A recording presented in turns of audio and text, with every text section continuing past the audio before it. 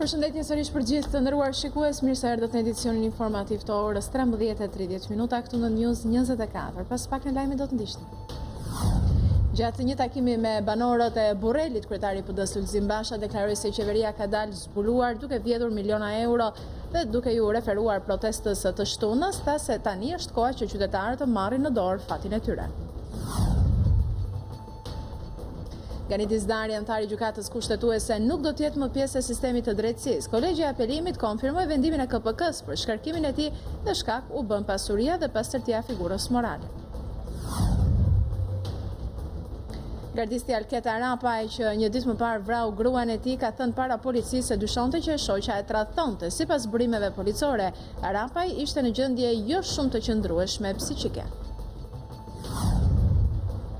Problemet me sistemin mjekësor u diskutuan mbrëm në dritare me Rudinën, ku mjeku infeksionist Genti Stroni rrëfeu dhunën ndaj tij dhe se si vjoi të punonte edhe pas incidentit të rënd. Ndërkaq sot u përrua urgjenca e reinfektivit. Një konferencë ndërkombëtare për lindjen e mesme zhvillohet në Varshavë në drejtimin e administratës amerikane, me fokus situatën në Iran dhe rolin e këtij vendi në rajon. BE dhe Rusia nuk do të marrin pjesë.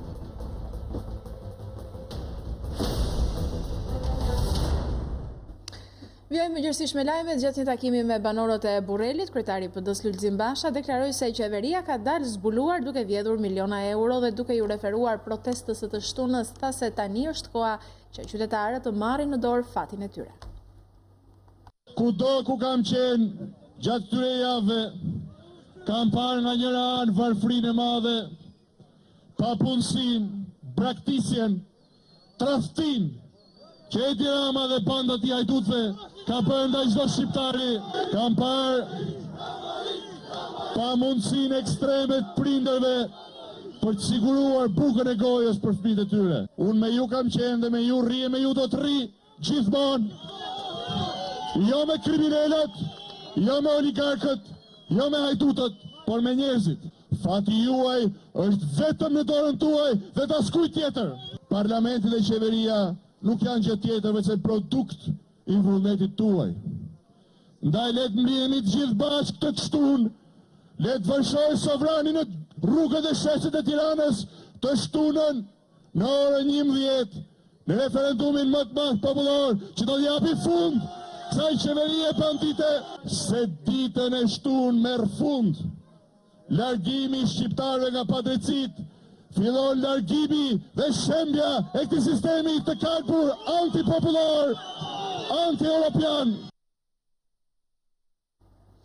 4 ditë para protestës së madhe të lajmëruar nga opozita ka nisur tensionet. Shkak është bërë një deklaratë e policisë së shtetit në të cilën thuaj se forcat politike po bëjnë thirrje për prishje të rendit dhe të sigurisë në protest, edhe pritet që në këtë protest pritet ketë persona me precedent.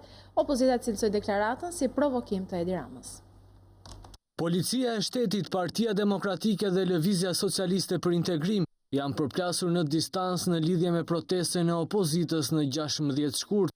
Në një deklaratë për mediat, policia thotë se partitë politike po nxisin veprime kundër rendit dhe qetësisë, po ashtu në deklaratë thuhet se ka shqetësime për pjesëmarrje në tubim të personave me precedent penal. Policia e shtetit u bën apel forcave politike të angazhuara për tubimin e datës 16 shkurt që të shmangë retorikat, të cilat nxisin veprime kundër rendit të qetësisë publike. Po ashtu policia e shtetit ndan me publikun shqetësimin për përfshirjen në atë tubim të individëve me precedent penal apo të nxitur nga aktorë të tretë, të cilët synojnë krijimin e një klime destabiliteti në Shqipëri. Policia e shtetit informon gjithashtu se do të kryejë kontrolle intensive të mjeteve në disa akse kryesore me qëllim që të parandalojë përfshirjen e personave me rekorde dhe precedent kriminal në protestën e datës 16 shkurt. Pak orë pas deklaratës së policisë ka reaguar Partia Demokratike dhe Lëvizja Socialiste për Integrim. Sekretari i përgjithshëm i Selis Blu Gazmend Bardhi tha se deklarata e policisë së shtetit është një provokim dhe një skenari Edi Ramës. Ai u shpreh se nëse policia do të ndalojë apo provokojë protestuesit, do të mbajnë përgjegjësi.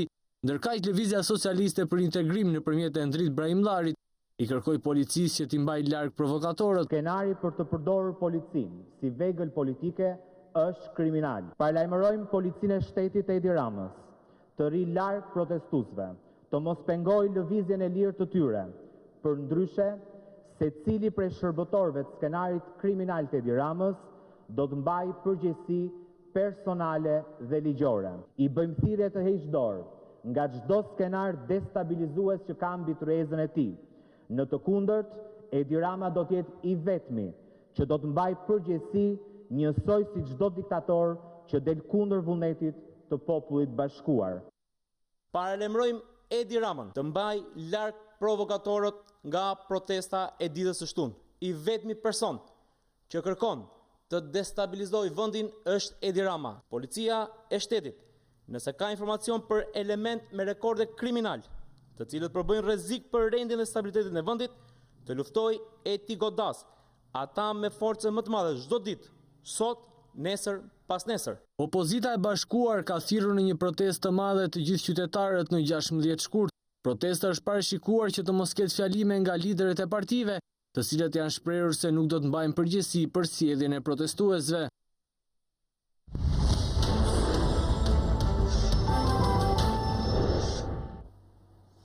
Drejtori i Policisë së Shtetit Ardi Veliu ka nxjerrë një letër porosi ku detyron drejtoritë vendore që për orët shtesë të punës punonjësit e policisë të kompensohen me ditë pushimi për të shmangur abuzimin me fondet. News24 ka siguruar një kopje të shkresës ku sqarohet praktika që do të ndiqet këtij tutje.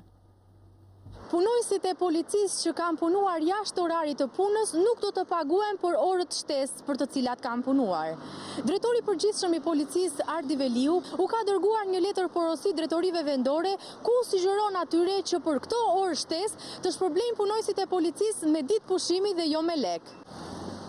News24 ka siguruar një kopje të kësaj letër porosie për përdorimin me eficiencë të burimeve financiare në trajtimin e mbi kohës së punës, e cila mban datën 1 shkurt 2019 dhe është e firmosur nga Ardi Veliu. Në shkresë thuhet se janë evidentuar problematika në disa njësi shpenzuese dhe në mungesë të fondeve në shumë struktura janë krijuar detyrime të mbartura, të cilat shfaqen dhe në buxhetin e 2019-s.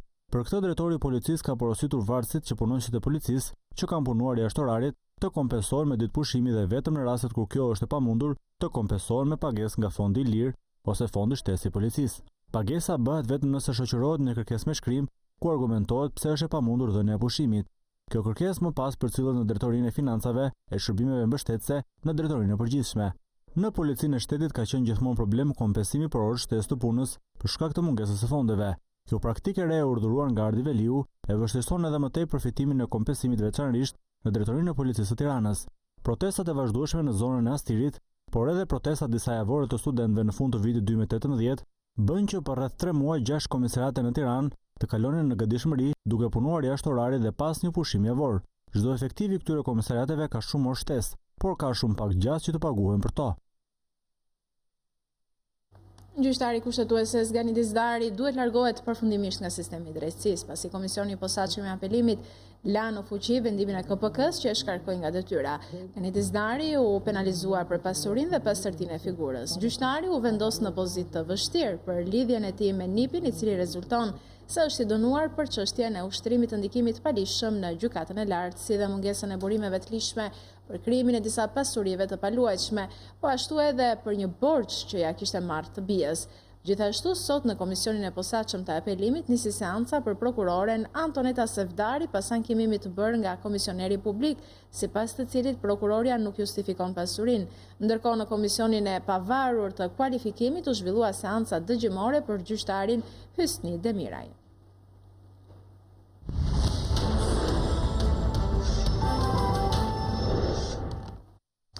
Shërbimi i urgjencës së infektivit në QSUT do të spostohet nga sot në ambientet e reja të rikonstruktuara fal një donacioni privat që ka mundësuar trefishin e kapaciteteve pritse. Por zgjerimi i urgjencës nuk është shoqëruar me shtim të personelit që deri më sot i duhet të përballojë afër 200 raste në ditë, ku nuk mungon as dhuna verbale dhe ajo fizike si në rastin e sulmit ndaj doktor Edicioni. Vetë ministria Manastirliu premtoi shtim të burimeve njerëzore, por pa dhënë një datë, një premtim i ngjashëm si në rastin e urgjencës pediatrike. Ne jemi para urgjencës së re. Këtu është urgjenca e re në hyrjet godinës së infektivit. Dikur ka shërbyer si bodrum, si magazin, gjithsesi tani më është urgjencë, është e rikonstruktuar në pjesën e brendshme, është realizuar nga një subjekt privat i cili ka ofruar si donacion pikërisht rregullimin e kësaj qendre, pak a shumë e njëjta siç ka ndodhur me urgjencën e pediatrisë, pra nuk janë investime të shtetit shqiptar. Vetë ministrja e shëndetësisë Gerta Manistirliu, pasi pa të gjitha ambientet, u ndal dhe dha dhe një prononcim për mediat. Në këtë shërbim tani më kemi rritje të kapaciteteve, duke çuar në 15 shtretër pritjen e urgjencës. U pyet nga gazetarët në lidhje me shtimin e kapaciteteve, pasi kemi trefishim të kapaciteteve pritse të urgjencës dhe vazhdohet që të ketë vetëm një mjek të urgjencës, pra mjeku i rojes. Ministrja premtoi se do të ketë shtim të kapaciteteve, por nuk dha asnjë shifër. Pak a shumë e njëjti premtim që ka bërë edhe në urgjencën pediatrike një vit më parë. Por u pyet nga gazetarët edhe për një fakt tjetër, për një fakt që ngjall shumë dyshime, është procesi i zgjedhjes së shefave të shërbimit. Një procesi i nisur prej disa muajsh dhe që i ka kaluar të gjitha afatet. Gazetarët e pyetën ministren se pse nuk janë publikuar emrat e fituesve. Ministrja tha që unë e kam bërë pjesën time, i kam firmosur fituesit. Por tani i mbetet Ministrisë Arsimit që të vërë firmën, por ministrja nuk pranoi të komentonte një pyetje që u bë nga News24 se si është e mundur që rektori i Universitetit të Mjekësisë, zoti Gjata, merr rrogën dhe jep mësim në universitet dhe drejton një universitet të drejtoj edhe një shërbim në spitalin Nën Tereza, sepse koha fizike nuk do t'i mjaftoj që t'i bëj të dyja. Ministrja na shkaloi pyetjen dhe nuk pranoi të përgjigjej. Dhe ne mbetemi pa përgjigje për këtë pyetje. Mbrëm në dritare me rudinën, disa mjek infekcionist folën për problemet e mjekësisë, për krizën e besimit mes tyre dhe njerëzve, për largimin e bluzave të bardha. Në emision, infekcionisti Genti Stroni rrëfeu dhunën ndaj tij dhe se si vjoj të punonte edhe pas incidentit të rëndë. Mjeku infekcionist Genti Stroni rrëfeu mbrëm në dritare me rudinën, çfarë ndodhi mes ditën e së dielës në urgjencën e infektivit, ku një person e goditi me grusht sepse kërkonte që grua së tij t'i aplikojë me urgjencë vaksina e gripit. Personi që erdhi në atë moment, së bashku me gruan, kishte në dorë një vaksinë dhe kërkonte që t'i aplikohesh kjo vaksinë. Shpreha e tij ishte që duke qenë se sot është ditë e diel dhe unë kam vështirësi për të gjetur ambulancë, do duhet që të bëjnë në spital. I thash që nuk ka urgjencë kjo gjë. Megjithatë, i thash, më lër pak kohë që të menaxhoj rastet që i kam problematike dhe patjetër që do të ndihmojmë. Filloi po bërtiste dhe i them, zotëri, nëse ti do vazhdosh, po më vonon në kohë dhe rrjedhimisht ky pacient që mund të dalë shpejt dhe të vendosim gruan tuaj këtu, nuk po ndodh. Kështu që edhe mua po më pengon, edhe nuk po përfiton gjë. Ky ishte momenti i ngritjes së tensionit, aty situata doli jashtë kontrollit prej anës tij, ku filloi shtyrja dhe sharja e gjitha me radhë, nuk është se kishte një lloj konfrontimi frontal që të mund të ndesheshim me njëri tjetrin, por çfarë duhet të bënte ai e bëri. Mjeku shpjegoi se edhe pas incidentit të rëndë vijoi punën, por shtoi se një situatë e tillë mund të krijohet çdo ditë për shkak të ngarkesës së madhe dhe kapaciteteve të pamjaftueshme. Kur gjithë stafi tashmë ishte i tensionuar, ne duhet të bënim edhe shërbim për pacientët. Se ju vazhduat, nuk ikët? Sigurisht që vazhduam. Ju kishte qelluar me grushtu, ju akoma keni shenja. Sigurisht, do duhet ta lija punën. Edhe unë jam i krishter dhe në aspektin fetar do thosha që e njoh atë faljen e mëkatarit. Këtij personi do i thosha që nga ajo qenia ime si person i vetëm, Genti, pa diskutim që është i falur. Por, parë në këndvështrimin e prekjes së një bluze të bardhë, sigurisht që duhet t'i përgjigjet drejtësisë. Në studio mjekët ngritën shqetësimin për kushtet në të cilat punojnë, për mungesën e kapaciteteve dhe më së shumti për krizën e besimit që ka lindur mes mjekut dhe pacientit. Fakti është që ka krizë besimi. Pra, këto 3 dekada në Shqipëri kanë treguar që ka një krizë besimi midis pacientit dhe mjekut. Problemi është që duhet me ullë, me folë. Këtë politika nuk e bën. Për kundrazi, politika e ka nxitur. Hiperpolitizimi i mjekësisë. Vetëm në mjekësinë asnjë vend të botës nuk ka politizim. Duhet në radhë të parë të investuar në burime njerëzore. Ne kemi strukturat të tilla që infermierja po të vinin pavion e parë të infektivit, ku punoj 70 metra gjatë. Janë 25 dhoma, është një infermiere turni 3. A infermiera sa të shërbej tek dhoma parë, larg qoftë ka vdek tjetër në fund. Po nëse vjen ke spitalion, e nëse për shembull investigon 24 orë se çfarë bën ekipi mjekësor për njerëzit që vinë, imagjino vinin 50 trauma, profesor, vinin 150. Urgjenca në çdo vend të botës është problem për nga gjërat që i duhet që të përballojnë. Është detyrë kulturizimi duhet ta bëjë sistemi. A di se çfarë ndodhi para 3 ditësh? I di shumë. Jo, se nuk e dini ju zonjë. Jo, nuk e dini zonjë. Jo, erdhi ambulanca nga Kavaja, erdhi me gjithë barrel dhe barrela mbeti brenda se ishte barrela. Mira mesazhe mbritën në faqen e dritares në Facebook, ku njerëzit tregonin për vojat e tyre, herë me vlerësim dhe herë me indinjat për shërbimet mjekësore në Shqipëri.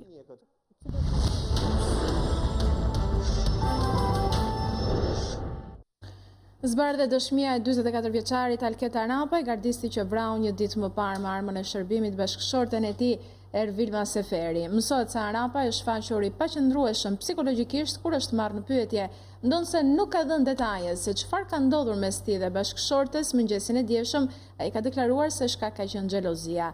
Më gënjente nuk ishte sinqert me mua, nuk më tregonte të vërtetën. Kur unë ikja në punë, dyshoja se takohej me njerëz të tjerë. Asnjëherë nuk më jepte një version për gjërat që e pyesja, ka thënë gardisti në polici. Ngjarja e rëndë ndodhi në orën 6 të mëngjesit të dielshëm në banesën e çiftit në Allias. Në momentin e ngjarjes në banesë ka qenë edhe vajza 3 vjeçare. Policia arrestuar në Malsinë e Madhe ka mohuar akuzat para grupit hetimor për përfshirje në veprime të turpshme me një 15 vjeçare. Ai ka pranuar se video e publikuar në media është e tij, por jo t'i dërguar një minoreneje.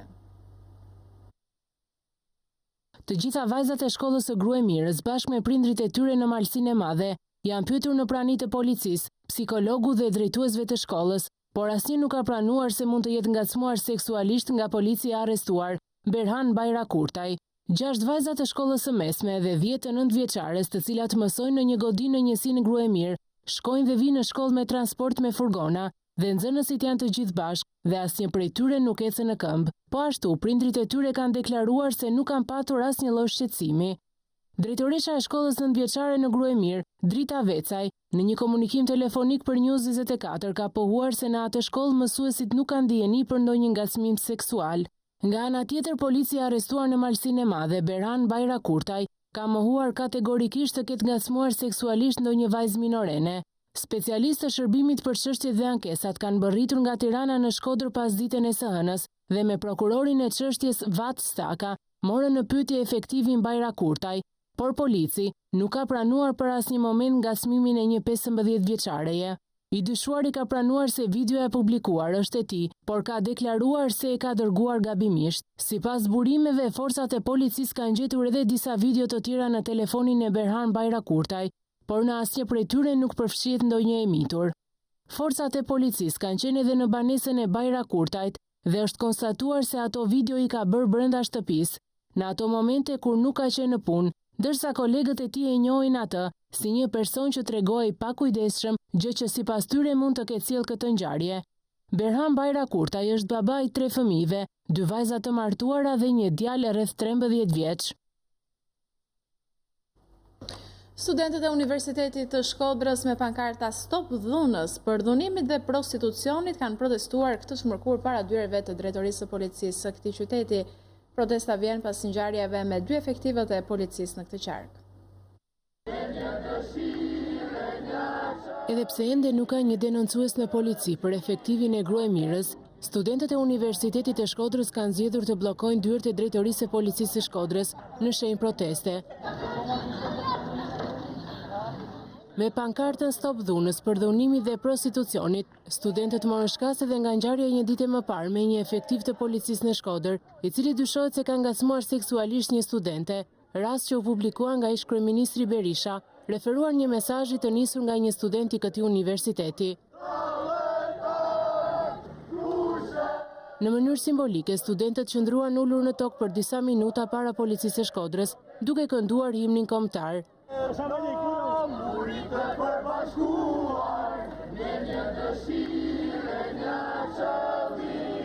Rreth 20 minuta më vonë, studentët marshuan në rrugët e qytetit të Shkodrës, duke vijuar me thirrjet për kushtet e sigurisë në universitete.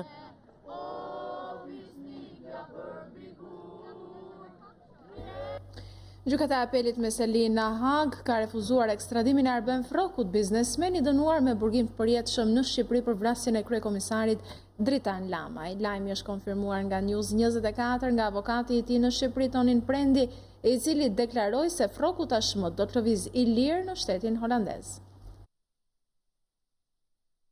Drejtësia holandeze i ka dhënë një shuplak të fortë Shqipërisë duke refuzuar ekstradimin e biznesmenit Arben Froku. Vendimi është marrë nga gjykata e Apelit me Selina Hag dhe konfirmohet nga avokati shqiptar Tonin Prendi. Përmes një lidhje telefonike për News24, mbrojtësi ligjor i tij në Shqipëri konfirmoi se Froku do të lëvizë lirë në shtetin holandez. Sot në gjykatën e Apelit me Selina Hag është marrë një vendim në favor të Arben Frokut, pra që vendimi i cili ka refuzuar kërkesën e shtetit shqiptar për të ekstraduar Arben Frokun në drejtim të Shqipërisë. Kjo si pasojë e çështjes penale vendimit penal që kishte dhënë në Shqipëri. Ky është një vendim i cili hap rrugën lirimit të Arben Frokut në shtetin holandez, pra dhe Arben Froku është i lirë bazuar në këtë vendim të lëviz dhe do të lëvizë i lirë pa asnjë lloj pengese ligjore. Në përfundim të një procesi të gjatë gjyqësor, gjykata e shkallës së parë për krime të rënda e shpalli Arben Frokun të pafajshëm me argumentin se nuk provohej që ai të ishte i përfshirë në vrasjen e Dritan Lamajt, i shefi komisariatit numër 6 në Tiranë. Pak orë pas këtij vendimi, biznesmeni Froku la qelinë para burgimit 302. I menjëhershëm ishte reagimi i prokurorisë e cila apeloi vendimin dhe këmbgulte që Froku të dënohej me burgim të përjetshëm. Por gjatë kohës që pritej shqyrtimi i çështjes në apel, Froku u largua nga Shqipëria. Ai u ndalua për pak orë në Kroaci dhe pas verifikimeve u la i lirë. Emri i tij u rendit në listën e të shumë kërkuarve, pasi gjykata e Apelit për krime të rënda vendosi ta dënonte Frokun me dënim të përjetshëm për ekzekutim të ish zyrtarit të policisë. Pak muaj më vonë, në 2016, ai u arrestua në Holandë me qëllim ekstradimin drejt Shqipërisë, por tashmë pas 3 vitesh Arben Froku ja ka dalë të fitojë lirinë sepse bindi autoritetet holandeze se një ekstradim i mundshëm drejt Shqipërisë do të përbënte shkak për diskriminim.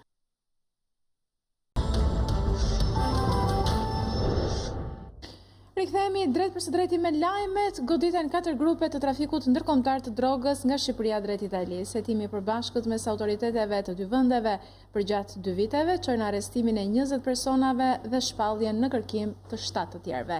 Mes 27 të përfshirëve në trafik, 21 janë shqiptar. 4 grupe kriminale të goditura, 20 persona në pranga, 9 ton hashashi sekuestruar dhe 10 kg heroin dhe kokain. Është ky bilanci një aksioni antidrog që u finalizua mëngjesin e kësaj të marte, pas 2 vitesh hetime të kryera nga Prokuroria për krime të rënda në bashkëpunim me antimafian italiane. Grupi i përbashkët hetimor mes 2 vendeve u ngrit 2 vite më parë, kur sasi të mëdha droge kapeshin në brigjet italiane, çka ishte kthyer në shqetësim serioz për autoritetet e 2 vendeve. Aksioni koduar nga pala italiane Lulet e Pranverës, që përkon me emrin e prokurores së vetme pjesë e hetimeve Pranvera Pusina, u finalizua mëngjesin e kësaj të marte me arrestimin në Vlorë të Denis Pashaj, Kujtim Elmazit, Kristian Lanajt, Luka Beqirajt, Bilbil Kabellos dhe Arpnor Hoxhajt. Në operacion u përfshirë Renea, forcat e ndërhyrjes së shpejtë, të cilat u asistuan nga forcat e Guardia di Finanza. Megjithatë, sërish disa trafikantë ja dolën të shpëtonin prangave e tashmë janë në kërkim. Drejtuesja e krimeve të rënda, Doni Caprela, dha detaje rreth aksionit. Ky operacion është shtrirë në disa drejtori vendore të policisë së vendit në Shqipëri, si Durrës, Vlorë, Lezhë e tjerë gjatë hakut kohor të mbi 2 viteve. Në Itali janë arrestuar gjithsej 10 shtetas, nga të cilat 5 shtetas shqiptarë dhe 5 italianë. Drejtuesja e institucionit të akuzës renditi të gjitha aksionet e zhvilluara në muajt e parë të 2017-s, për gjatë të cilave janë sekuestruar disa ngarkesa me drogë në gjirin e Lalzit, në Godull, Vjoz dhe Brindisi, dhe në pranga ranë disa persona, mes të cilëve dhe skafistët italian Donato Carlucci dhe Gianfranco Mariano. Prokurori për parim Kulluri u shpreh se paralelisht po hetohen pasuritë e trafikantëve. Vijoj më tej me identifikimin që ndërkohë ne kemi bërë të pasurive dhe të pronave të vendosura nga personat të përfshirë në këtë aktivitet kriminal. Operacioni Lulet e Pranverës u shpall sukses si nga Prokuroria Shqiptare ashtu dhe nga Prokuroria Antimafias Italiane përmes një videokonference. Njeri humbi jetën tragjikisht në Kavaj kur një mjet e përplasi dhe u largua me shpejtësi nga vendngjarja. Një iri është aksidentuar për vdekje në qytetin e Kavajës nga një mjet. Çaush Ballabani, 27 vjeç, po kthej me këtë biçiklet nga puna drejt shtëpisë, rreth orës 7 mbasdites, kur u përplas papritur nga një mjet në një zonë pa ndritshim pranë prokurorisë në Kavaj. Mësohet se i riu humbi jetën në vend. Drejtuesi i mjetit që aksidentoi për vdekje 27 vjeçarin u largua nga vendngjarja dhe po kërkohet nga policia. Mungesa e ndriçimit mendohet të ketë shkaktuar aksidentin fatal. Mësohet se Çaush Ballabani punonte si pllakashtrues në qytetin e Kavajës. Policia po punon për identifikimin e mjetit dhe drejtuesit që përplasi për vdekje të riun. Një tjetër aksident me pasojë vdekjen e një 24 vjeçari ka ndodhur mëngjesin e sotëm në fshatin Katunderi në Elbasan. Një automjet me shpejtësi të lartë ka përplasur për vdekje këmësorin GH 24 vjeç. Pas aksidenti, drejtuesi i automjetit është larguar nga vendi i ngjarjes, ndërsa policia po punon për identifikimin dhe kapjen e tij.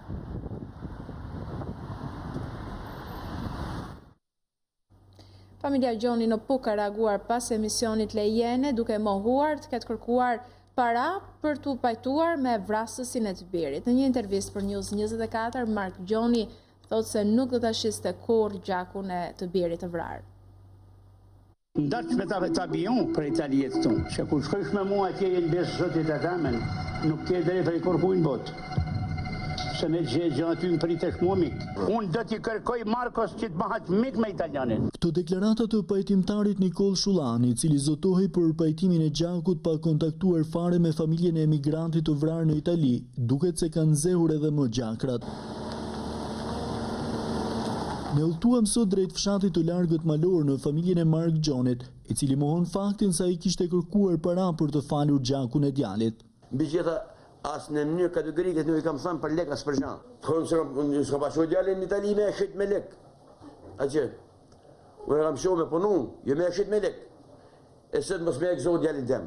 Babai i emigrantit të vrarë nuk kursen akuzat mbi pajtimtarin i cili udhtoi drejt Italisë për ndërmjetësim, pa kontaktuar fare me familjen.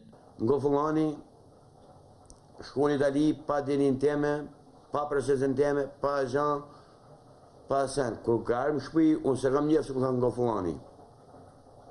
As kam di gjan, se ku tham ngo fullani. Aje pa agjan i pajtime të gjasheve. Tash të hish, të nërhish, me pajtu një gjak. Jëmë dakord, është normale të nërhish, të pajtesh gjakun, por do t'a di i zyrë. Shkëputemi nga lajmet për të ndjekur drejt për së drejti një deklaratë është Ministri Atilda Gjonaj. Në qendër të vëmendjes dhe kontrollit për sa i përket mënyrës së zbatimit të lishmërisë dhe ofrimin e shërbimeve publike. Nga ana tjetër, ne jemi të vendosur që të shkojmë deri në fund të çdo denoncimi, që bëhet si në platformën e bashkëqeverisjes Shqipëria që duam pikal, apo edhe nga media, duke hetuar në mënyrë të detajuar çdo praktikë të dyshimt dhe duke marrë masat përkatëse për çdo punonjës që dyshohet të ka kryer veprime korruptive apo abuzim me detyrën. Zyra e regjistrimit të pasurive të paluajtshme Durrës ka qenë në fokus të disa kontrolleve të ndryshme administrative, nisur nga denoncime që kanë ardhur më herët pranë platformës së bashkëqeverisjes, si dhe fal denoncimeve të mediave. Në muajin janar, pikërisht fal denoncimit të një medie për shkelje të rëndë në detyrë, përfshirë edhe shkeljen e etikës dhe komunikimit me publikun, është shkarkuar nga detyra ashtu siç dhe ju jeni në djeni, regjistruesi i Zyrës Vendore Durrës, si dhe disa punonjës të sektorëve të regjistrimit dhe hartografisë. Unë janar të vitit 2019, të bëra publike dhe në konferencën për shtyp, në përfundim të kontrollit ushtruar nga Inspektimi i Brendshëm, janë marrë gjithashtu dhe 14 masa të tjera, ku 12 prej tyre kanë qenë largim nga puna e punojësve të Zyrës së Regjistrimit të Pasurive të Paluajtshme Durrës. Në vijim të angazhimit tonë për të reformuar rrënjësisht të zyrë, bazuar dhe në informacionet e mëtejshme mbi praktika abuzive dhe shkelje në dëm të cilësisë së ofrimit të shërbimeve ndaj qytetarëve, Task Forca Antikorrupsion ka ushtruar një kontroll tjetër administrativ pranë Zyrës së Durrësit. Nga kontrolli rezultoi se nga praktikat e monitoruara rezultojnë aplikime të trajtuara jashtë afateve, të parashikuara në aktet nënligjore për afatet e trajtimit dhe përpunimit të kërkesave nga zyra e regjistrimit të pasurive të paluajtshme. Sistemi online i menaxhimit të aplikimeve nuk pasqyron situatën reale të praktikave të trajtuara ose jashtë afatit, për faktin se është gjendur se sistemi nuk është administruar dhe përdorur në të gjitha fazat e tij nga specialistët e kësaj zyre. Nuk është vepruar në përputhje me kërkesat e rregullave për arkivimin e dokumentave tekniko-ligjore në zyrat e regjistrimit të pasurive të paluajtshme, duke bërë kështu dhe referenca dhe praktika të shërbime të ofruara në një masë të konsiderueshme, duke mos u arkivuar dhe duke sjell pasoja në vërtetimin e origjinës së pasurisë, si dhe duke krijuar hapësira për veprime të cilat mund të fshehin figura të veprave penale. Aktet e verifikimit nuk janë të bazuar në ligj dhe aktet nënligjore në fushën e regjistrimit të pasurive të paluajtshme, pasi kërkohet plotësimi i një dokumentacioni i cili nuk është i nevojshëm të paraqitet nga qytetari për përfundimin e procedurës së regjistrimit, ku në mënyrë abuzive nga kjo zyrë është kërkuar nga qytetarët.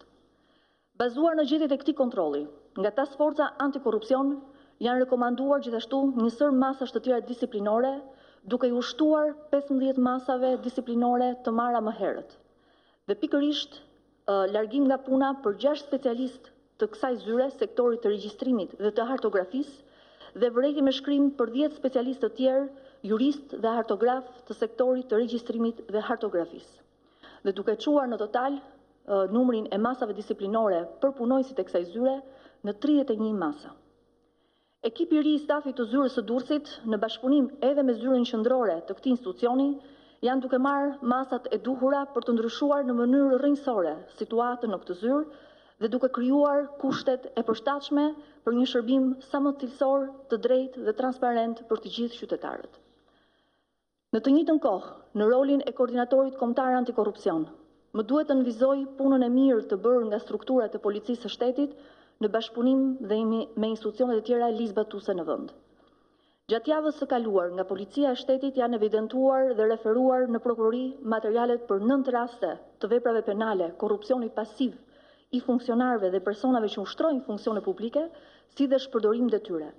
Janë proceduar penalisht 27 autor, të cilët janë ndaluar dhe arrestuar 2 prej tyre, duke u marrë dhe masa e sigurisë detyrim për paraqitje për pjesën tjetër.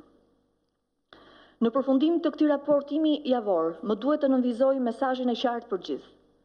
Zyrat vendore të regjistrimit të pasurive të paluajtshme, ashtu sikurse edhe të gjitha institucionet apo zyrat e administratës që ofrojnë shërbime ndaj qytetarëve, kanë vetëm një detyrë: të veprojnë në respekt të ligjit dhe duke u shërbyer cilësisht dhe në mënyrë transparente qytetarëve.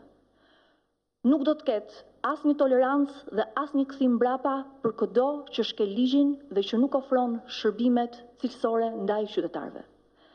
Kontrollet e task forcës antikorrupsion do të vijojnë gjithnjë e më intensive dhe do t'i shkojmë deri në fund çdo denoncimi apo çdo indicje që do të kemi për akte korruptive apo abuzim me detyrën për çdo zyrtar të punojësve të shtetit. Faleminderit. Ndoqë deklaratën nga Ministri Altila Gjonaj, ne ndërkohë rikthehemi edhe një herë lajmeve. Familja Gjoni në Puk ka reaguar pas emisionit Lejene, duke mohuar të ketë kërkuar para për të pajtuar me vrasësin e të birit. Në një intervistë për News24, Mark Gjoni thotë se nuk do të shiste kur gjakun e të birit të vrarë në Itali. Ndaç me ta bion për Italijet tonë, që kur shkojsh me mua atje jenë besë zotit e tamen, nuk ke drejt për i kërkuin botë. Se me gjë aty më pritesh mua mik.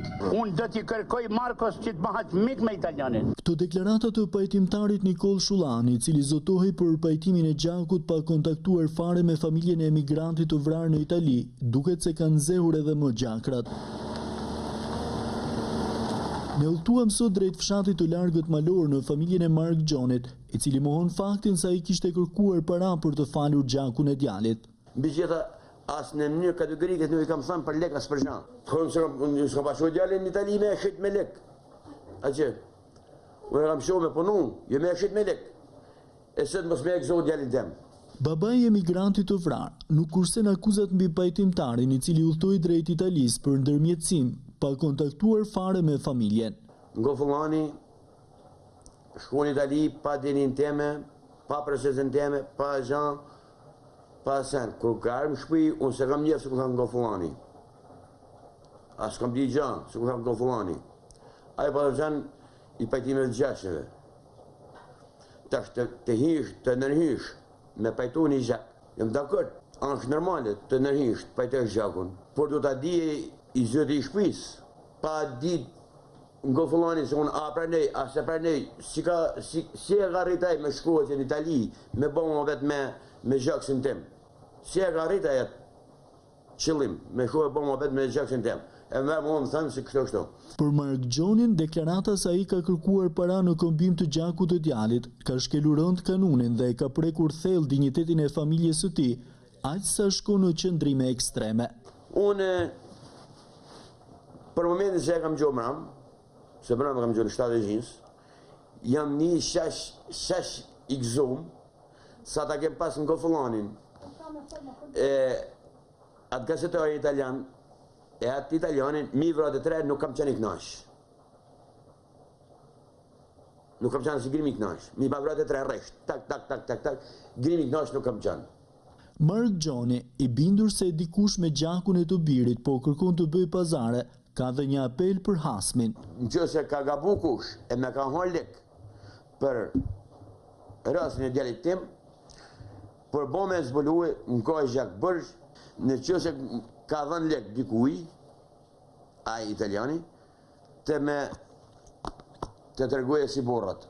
Një ditë më parë, mediat referuar emisionit e investigativ Lejene publikuan rastin duke cituar se familja Gjoni kishte kërkuar para në këmbim të faljes së gjakut për djalin e vrarë në Itali, ndaj vrasësit të cilit Mark Gjoni dhe familja e tij kanë paralajmëruar hakmarrje. Dëshes tokë, dëshes shtëpi, dëshes shmosën e të zbërgojnë Itali, edhe kam shesh forcë, kam shesh dinitet, sa ata do të ekzultoj familjarisht. Do të shkëputemi tani për një hapësirë publicitare, rikthehemi vetëm pas pak minutash në rubrikën Opinion, do të jetë e ftuar deputetja e Partisë Demokratike zonja Grida Duma.